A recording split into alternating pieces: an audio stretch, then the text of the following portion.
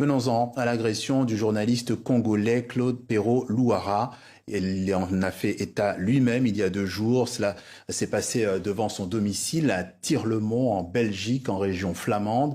Claude Péro-Louara est en plateau avec nous ce soir. Bonsoir et bienvenue. Bonsoir Patrice, c'est un honneur d'être sur ces plateaux. Et d'abord, comment allez-vous ? Je vais très bien. D'ailleurs, je dois me sentir chanceux de me retrouver ce soir ici parce que il m'arrive pas trop souvent d'être envahi par des émotions.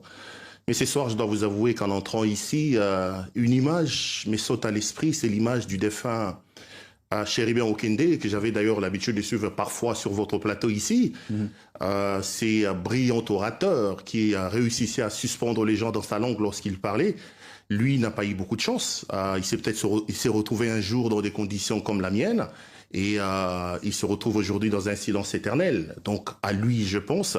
Je pense également à des gens, à des nombreux Congolais, notamment le pasteur Daniel Ngoï Mulunda, qui, ça fait plus d'1 année, dont on ne sait pas où il se trouve exactement, à des gens comme Kabila, qui aujourd'hui se promènent à l'extérieur de son propre pays, Matata Ponyo, Moïse Katumbi, Franck Diongo, ils sont tellement nombreux, des Congolais qui se retrouvent à l'extérieur de leur pays à cause d'une folie, d'une dictature et d'une tyrannie qui est installée aujourd'hui à la tête de la République démocratique du Congo. Moi, je vais très bien, je suis vivant, c'est le plus important. Comme j'ai dit, Chéribin Okende, Delphin Kaïmbe et les autres n'ont pas eu ma chance. Moi, je suis vivant, c'est le plus important. Quelques points de repère quand même vous concernant. Depuis mars dernier, votre tête est en quelque sorte mise à prix. Une récompense de 4 millions de dollars est promise à toute personne susceptible de fournir des renseignements qui permettraient votre arrestation. Vous êtes accusé d'être un soutien du mouvement AFCM 23.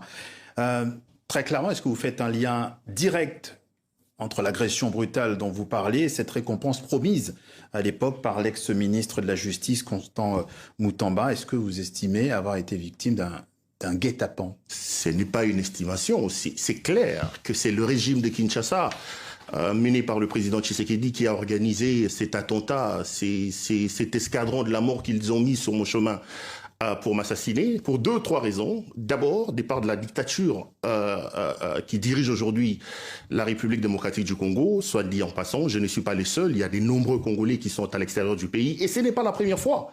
Je voudrais ici rappeler à vos téléspectateurs et à tous ceux qui nous regardent que moi, j'ai quitté les Congos en 2022. Évidemment, parce que Tshisekedi avait décidé d'installer une grande dictature et toutes les voix discordantes qui n'allaient pas dans le sens voulu par le pouvoir étaient soit réduites au silence, soit arrêtées. Donc à un moment donné, il y avait des menaces de mort contre moi, simple journaliste, et j'ai décidé de partir. Je suis allé par la Zambie. Ce qu'il a fait aujourd'hui, il a déjà commencé à les faire en 2022. Donc il a envoyé un escadron de la mort mené par le général John Chibangu, le célébrissime John Chibangu que beaucoup de Congolais connaissent. J'ai fui la Zambie, je suis allé en Tanzanie. En Tanzanie, il a organisé également un autre commando pour m'assassiner sur place. Cette fois-là, c'est le général Christian Daiwel, qui est aujourd'hui sous le coup de plusieurs plaintes déposées par les Congolais en Europe, vous devez certainement le savoir.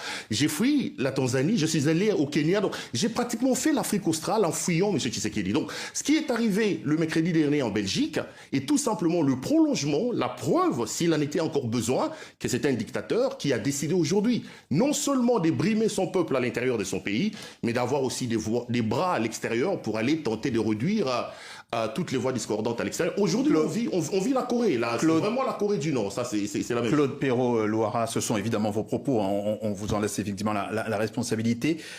Quelques détails supplémentaires sur cette agression. Quels détails pouvez-vous nous donner ? Il est 19h exactement, j'arrive devant chez moi, j'égare la voiture, je suis descendu de la voiture et je récupère les colis qui étaient dans la banquette arrière, je reçois un grand coup au niveau du visage, je tombe, le temps de revenir sur moi, il y a 7 ou 8 personnes qui s'acharnent sur moi avec des armes blanches, etc. Et je regarde à l'intérieur, je vois quelqu'un qui a un couteau, fort heureusement pour moi, je suis un peu pratiquant de arts martiaux, j'ai réussi à me mettre debout et à fuir, et il y a aussi des voisins qui sont sortis pour me sortir de cette situation. Donc, et aujourd'hui, avec les informations à notre disposition, on se rend effectivement compte que c'est un commando qui est organisé parce que la plupart des gens qui m'ont attaqué sont des gens qui ne vivent pas dans cette région. Donc, la personne, par exemple, qui a été arrêtée, c'est des gens qui viennent à des centaines de kilomètres de là. Donc, ils ont été recrutés organisé. Ils m'ont certainement suivi et on leur a donné mon itinéraire, mon adresse et pour venir monter la vie. C'est bien triste. Alors, comme je le dis encore, ce sont vos propos. Hein. Vous parlez de dictature, vous parlez de commando. Ce sont des termes quand même assez forts. L'enquête en Belgique, que dit-elle ? Évidemment, l'enquête est en cours.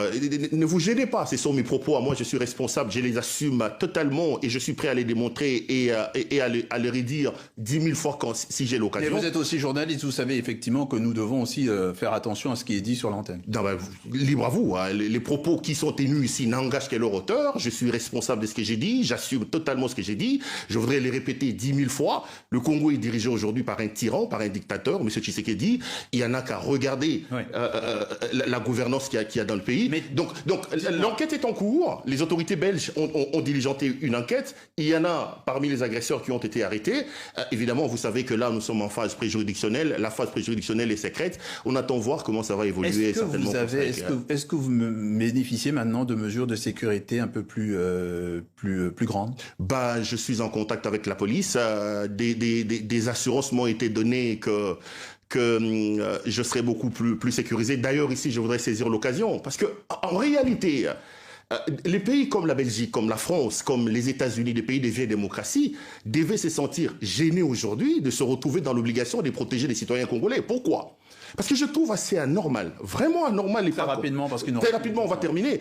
Je n'arrive pas à comprendre la complaisance et la légèreté, je veux dire ça comme ça, que les pays comme la France, comme la Belgique ont aujourd'hui à l'endroit de M. Tshisekedi. C'est un dictateur qui est installé à la tête de ce pays, mais moi je ne comprends pas la complaisance et les largesses que ce pouvoir qui brime, qui maltraite son peuple peut bénéficier de la part des pays occidentaux. Et ici, puisqu'on termine, je voudrais lancer l'occasion, un cri d'alarme de peuple congolais qui me regarde, que la communauté internationale, des pays des vieilles démocraties interviennent pour aider ce peuple qui aujourd'hui souffre énormément avec ce régime de M. Tshisekedi. Le témoignage de Claude Perrault-Louara en plateau ici ce soir sur TV5 Monde, le journaliste congolais qui nous racontait qu'il a été victime d'une agression effectivement en Belgique, dans le pays où il est en exil. On suivra donc tout cela avec attention. Merci d'être passé par le journal Afrique de TV5 Monde. Merci, c'était un grand plaisir.